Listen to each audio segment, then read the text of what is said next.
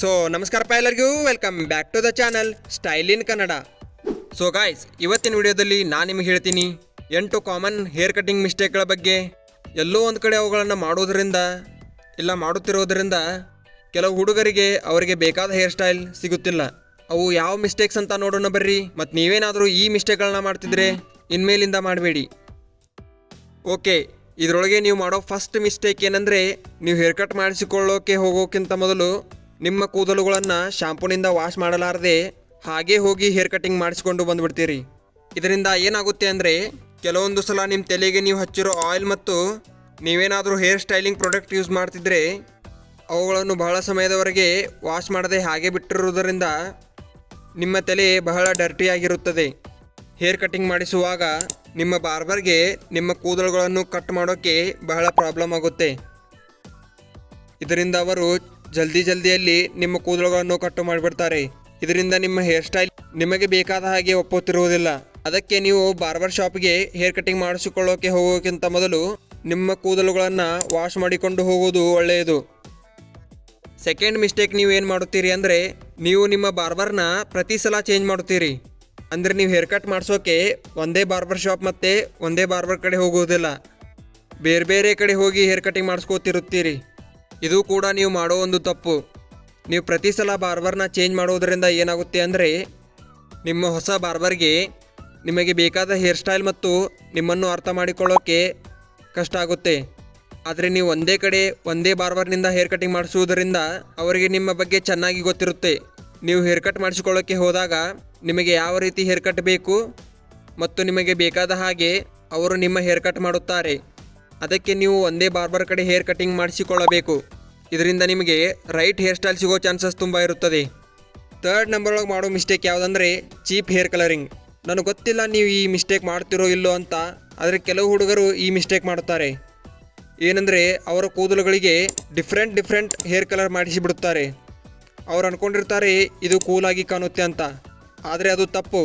ಅವರು ಕೂಲಾಗಿ ಕಾಣೋಕ್ಕಿಂತ ಚಪ್ರಿಯಾಗಿ ಬಹಳ ಕಾಣುತ್ತಿರುತ್ತಾರೆ. ಅದಕ್ಕೆ ನೀವು ಯಾವತ್ತೂ ಹೇರ್ ಕಲರಿಂಗ್ ಮಾಡಿಸಬೇಡಿ. ನ್ಯಾಚುರಲ್ ಆಗಿ ಏನು ನಿಮ್ಮ ಹೇರ್ ಕಲರ್ ಇರುತ್ತೆ ಅದೇ ಬೆಸ್ಟ್ ಇರುತ್ತೆ. ನಿಮ್ಮ ಹೇರ್ ಕಟ್ ಎಷ್ಟು ಸಿಂಪಲ್ ಆಗಿರುತ್ತೆ ಅಷ್ಟು ಚೆಂದ ಕಾಣುತ್ತೆ. ಸೊ ಅದಕ್ಕೆ ನೀವು ಹೇರ್ ಕಲರಿಂಗ್ ಅಂತ ಮಿಸ್ಟೇಕ್ಗಳನ್ನು ಮಾಡಬಾರ್ದು. ಫೋರ್ತ್ ನಂಬರ್ ಒಳಗೆ ನೀವು ಮಾಡೋ ಮಿಸ್ಟೇಕ್ ಏನಂದರೆ, ನೀವು ಯಾವುದೇ ಒಂದು ಹೇರ್ ಸ್ಟೈಲ್ ಫೋಟೋ ಅಥವಾ ನಿಮ್ಮ ಫೇವ್ರೇಟ್ ಸೆಲೆಬ್ರಿಟಿ ಫೋಟೋ ತೋರಿಸಿ ನಿಮ್ಮ ಬಾರ್ಬರ್ಗೆ ಆ ಹೇರ್ ಸ್ಟೈಲ್ನ ಮಾಡಿ ಅಂತ ಹೇಳ್ತೀರಿ. ಇದರಿಂದ ನಿಮ್ಮ ಬಾರ್ಬರ್ ಏನೋ ಆ ಫೋಟೋದಲ್ಲಿ ಇರೋ ಹಾಗೆ ನಿಮ್ಮ ಹೇರ್ ಕಟ್ ಮಾಡಿರುತ್ತಾರೆ, ಆದರೆ ನಿಮಗೆ ಅದು ಕರೆಕ್ಟಾಗಿ ಒಪ್ಪುತ್ತಿರುವುದಿಲ್ಲ. ಯಾಕಂದರೆ ನೀವು ಅಲ್ಲಿ ಒಂದು ತಪ್ಪು ಮಾಡಿರುತ್ತೀರಿ. ಏನಂದರೆ, ನಿಮ್ಮ ಫೇಸ್ ಶೇಪ್ ಮತ್ತು ಆ ಫೋಟೋದಲ್ಲಿರುವ ವ್ಯಕ್ತಿಯ ಫೇಸ್ ಶೇಪ್ ಡಿಫ್ರೆಂಟ್ ಇರುತ್ತೆ.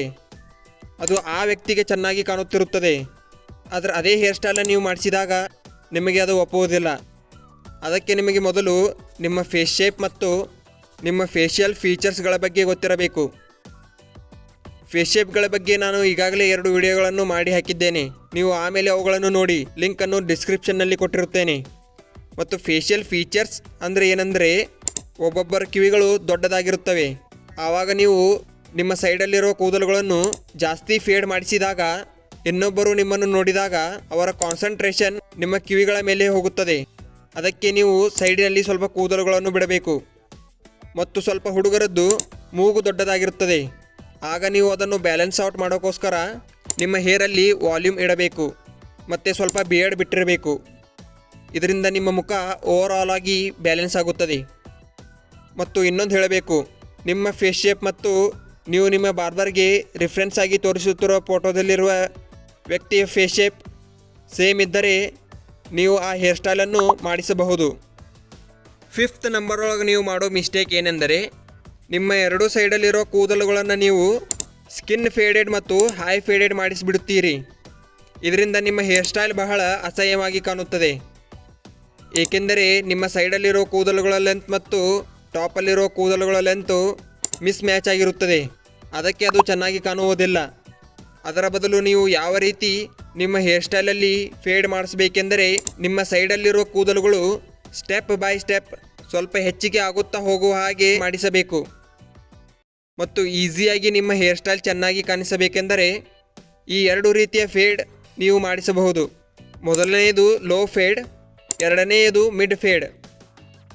6th ನಂಬರ್ ಒಳಗೆ ನೀವು ಮಾಡೋ ಬಿಗ್ಗೆಸ್ಟ್ ಮಿಸ್ಟೇಕ್ ಏನೆಂದರೆ ನೀವು ನಿಮ್ಮ ಫೋರೆಡ್ ಬಳಿ ರೇಸರ್ ಹೊಡಿಸಿಬಿಡುತ್ತೀರಿ. ಇದರಿಂದ ಏನಾಗುತ್ತೆ ಅಂದರೆ ಆ ಟೈಮ್ನಲ್ಲಿ ಅದು ನಿಮಗೆ ಚೆನ್ನಾಗಿ ಕಾಣಬಹುದು, ಆದರೆ ಸ್ವಲ್ಪ ದಿನಗಳಾದ ಮೇಲೆ ಅಲ್ಲಿ ಬೇಬಿ ಹೇರ್ ಬೆಳೆಯುತ್ತವೆ ಮತ್ತು ತುಂಬ ಅಸಹ್ಯವಾಗಿ ಕಾಣುತ್ತವೆ. ಈ ತಪ್ಪು ನೀವು ಮಾಡಬೇಡಿ. ಮತ್ತು ನೀವು ಆ ಭಾಗದಲ್ಲಿ ಅಂದರೆ ಫೋರೆಡ್ ಬಳಿ ಪದೇ ಪದೇ ರೇಸರ್ ಹೊಡಿಸೋದರಿಂದ ನಿಮಗೆ ರಿಸೀಡಿಂಗ್ ಹೇರ್ಲೈನ್ ಪ್ರಾಬ್ಲಮ್ ಬರಬಹುದು. ನಿಮಗೆ ಅದು ಈಗ ಚೆನ್ನಾಗಿ ಕಾಣಿಸಬಹುದು, ಆದರೆ ಫ್ಯೂಚರ್ನಲ್ಲಿ ಅದರಿಂದ ಪ್ರಾಬ್ಲಮ್ ಬರುತ್ತದೆ. ಈ ತಪ್ಪನ್ನು ನೀವು ದಯವಿಟ್ಟು ಮಾಡಬೇಡಿ. ಅದರ ಬದಲು ನೀವು ಬೇಕಾದರೆ ಥ್ರೆಡ್ಡಿಂಗ್ ಮಾಡಿಸಬಹುದು. ನನಗೆ ಗೊತ್ತಿಲ್ಲ ಇದು ನಾರ್ಮಲ್ ಬಾರ್ಬರ್ ಶಾಪ್ನಲ್ಲಿ ಅವೈಲೇಬಲ್ ಇದೆಯೋ ಇಲ್ಲೋ ಅಂತ, ಅದಕ್ಕೆ ನೀವು ಈ ಥರ ಫೋರ್ಹೆಡ್ ಬಳಿ ಕಟ್ ಹೊಡೆಸಬೇಡಿ, ನ್ಯಾಚುರಲ್ ಆಗಿ ಇರಲು ಬಿಡಿ. 7th ನಂಬರ್ ಒಳಗೆ ನೀವು ಮಾಡೋ ಮಿಸ್ಟೇಕ್ ಏನೆಂದರೆ ನಿಮಗೆ ಎಂತಹ ಹೇರ್ ಕಟ್ ಬೇಕೆಂದು ನಿಮ್ಮ ಬಾರ್ಬರ್ಗೆ ಎಕ್ಸ್ಪ್ಲೈನ್ ಮಾಡದೇ ಇರುವುದು. ಇದು ಯಾಕೆ ಇಂಪಾರ್ಟೆಂಟ್ ಆಗುತ್ತದೆ ಮತ್ತು ಇದು ಮಿಸ್ಟೇಕ್ ಯಾಕೆ ಆಗುತ್ತದೆ ಅಂದರೆ ನೀವು ಹೇರ್ ಕಟಿಂಗ್ ಮಾಡಿಸೋಕ್ಕೆ ಹೋದಾಗ ನಿಮ್ಮ ಬಾರ್ಬರ್ ನಿಮಗೆ ಕೇಳೋ ಮೊದಲನೇ ಪ್ರಶ್ನೆಯೇ ಯಾವ ತರಹದ ಹೇರ್ ಕಟ್ ಬೇಕೆಂದು. ಅದಕ್ಕೆ ನೀವು ಅವರಿಗೆ ಕರೆಕ್ಟಾಗಿ ನಿಮಗೆ ಬೇಕಾಗಿರೋ ಹೇರ್ ಸ್ಟೈಲ್ ಬಗ್ಗೆ ಎಕ್ಸ್ಪ್ಲೇನ್ ಮಾಡಬೇಕು. ಅದರಿಂದ ನಿಮಗೆ ಬೇಕಾಗಿರೋ ಹೇರ್ ಸ್ಟೈಲ್ ಸಿಗೋ ಚಾನ್ಸಸ್ ಹೆಚ್ಚಿಗೆ ಇರುತ್ತದೆ. ಮತ್ತು ಇದರೊಳಗೆ ಮಾಡುವ ಇನ್ನೊಂದು ಮಿಸ್ಟೇಕ್ ಏನೆಂದರೆ ನಿಮ್ಮ ಬಾರ್ಬರ್ ನಿಮ್ಮ ಹೇರ್ ಕಟಿಂಗ್ ಮಾಡಿದ ಮೇಲೆ ನೀವು ಅಲ್ಲೇ ಸೆಟ್ ಮಾಡಿ ನಿಮಗೆ ಬೇಕಾದ ಹಾಗೆ ಹೇರ್ ಸ್ಟೈಲ್ ಆಗಿದೆಯೋ ಇಲ್ಲೋ ಎಂದು ನೋಡುವುದಿಲ್ಲ. ಆಮೇಲೆ ಮನೆಗೆ ಬಂದು ನೀವು ನಿಮ್ಮ ಹೇರ್ ಸೆಟ್ ಮಾಡೋಕ್ಕೆ ಹೋದಾಗ ಅವುಗಳಲ್ಲಿ ಕೆಲವು ತಪ್ಪುಗಳಾಗಿರುತ್ತವೆ. ಉದಾಹರಣೆಗೆ ಕೂದಲುಗಳ ಲೆಂತ್ ಇಲ್ಲ ಹೆಚ್ಚಿಗೆ ಇರುತ್ತದೆ, ಇಲ್ಲ ಕಡಿಮೆ ಇರುತ್ತದೆ. ಅದಕ್ಕೆ ನೀವು ಹೀಗೆ ಆಗಬಾರ್ದೆಂದರೆ ನೀವು ನಿಮ್ಮ ಹೇರ್ ಕಟ್ ಕಂಪ್ಲೀಟ್ ಆದ ಮೇಲೆ ನೀವು ಅಲ್ಲೇ ಬಾರ್ಬರ್ ಶಾಪ್ನಲ್ಲಿ ಒಂದು ಸಲ ನಿಮ್ಮ ಹೇರ್ ಸೆಟ್ ಮಾಡಿ ನೋಡಬೇಕು. ನಿಮಗೆ ಅಲ್ಲಿ ಏನಾದರೂ ಕರೆಕ್ಷನ್ ಮಾಡಿಸಬೇಕೆನಿಸಿದರೆ ಆಗ ಅಲ್ಲಿಯೇ ಮಾಡಿಸಬಹುದು. 8th ನೀವು ಮಾಡೋ ಮಿಸ್ಟೇಕ್ ಏನೆಂದರೆ ಪ್ರಾಪರ್ ನಾಲೆಜ್ ಇಲ್ಲದೆ ಕೂದಲುಗಳಿಗೆ ಸ್ಟ್ರೇಟ್ನಿಂಗ್ ಮತ್ತು ಕೆರಾಟಿನ್ಗಳಂತಹ ಟ್ರೀಟ್ಮೆಂಟ್ಗಳನ್ನು ಮಾಡಿಸುವುದು. ಇದು ಒಂದು ನೀವು ಮಾಡೋ ದೊಡ್ಡ ಮಿಸ್ಟೇಕ್ ಆಗಿದೆ. ಹೇಗೆಂದರೆ ನೀವು ರೀಲ್ಸ್ಗಳಲ್ಲಿ ಮತ್ತು ಸೋಷಿಯಲ್ ಮೀಡಿಯಾದಲ್ಲಿ ಚಪ್ರಿ ಟಿಕ್ಟಾಕರ್ಸ್ಗಳಿಂದ ಇನ್ಸ್ಪಿರೇಷನ್ ತಗೊಂಡು ನಿಮ್ಮ ಕೂದಲುಗಳಿಗೆ ಚೀಪ್ ಕೆರಾಟಿನ್ ಮತ್ತು ಸ್ಟ್ರೇಟ್ನಿಂಗ್ಗಳನ್ನು ಮಾಡಿಸುತ್ತೀರಿ. ನಾನು ಕೆರಾಟಿನ್ ಟ್ರೀಟ್ಮೆಂಟ್ ಒಳ್ಳೆಯದಲ್ಲ ಅಂತ ಹೇಳ್ತಿಲ್ಲ, ಅದು ನಿಜವಾಗಿ ಹೇಳಬೇಕಂದ್ರೆ ತುಂಬ ಎಕ್ಸ್ಪೆನ್ಸಿವ್ ಆಗಿರುತ್ತದೆ. ಮತ್ತು ನೀವು ಅಂತಹವುಗಳನ್ನು ಲೋಕಲ್ ಬಾರ್ಬರ್ ಶಾಪ್ನಲ್ಲಿ ಈ ರೀತಿಯ ಟ್ರೀಟ್ಮೆಂಟ್ಗಳನ್ನು ಮಾಡಿಸುವುದರಿಂದ ನಿಮ್ಮ ಕೂದಲುಗಳಿಗೆ ಸೈಡ್ ಎಫೆಕ್ಟ್ ಆಗಿ ನಿಮ್ಮ ಹೇರ್ ಡ್ಯಾಮೇಜ್ ಆಗುವ ಚಾನ್ಸಸ್ ಹೆಚ್ಚಿಗೆ ಇರುತ್ತದೆ.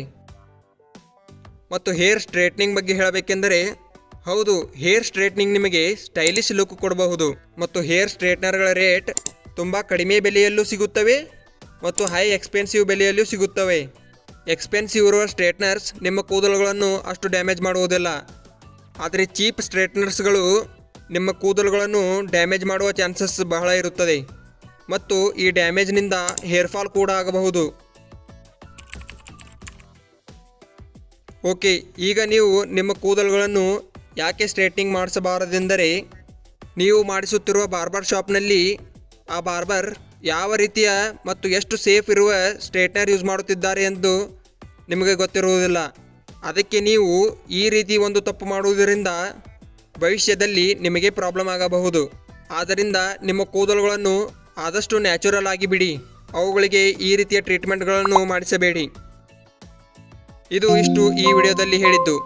ನಿಮಗೇನಾದರೂ ಈ ವಿಡಿಯೋ ಇಷ್ಟ ಆಗಿದ್ದರೆ ಲೈಕ್, ಶೇರ್, ಸಬ್ಸ್ಕ್ರೈಬ್ ಮಾಡಿ. Thanks for watching.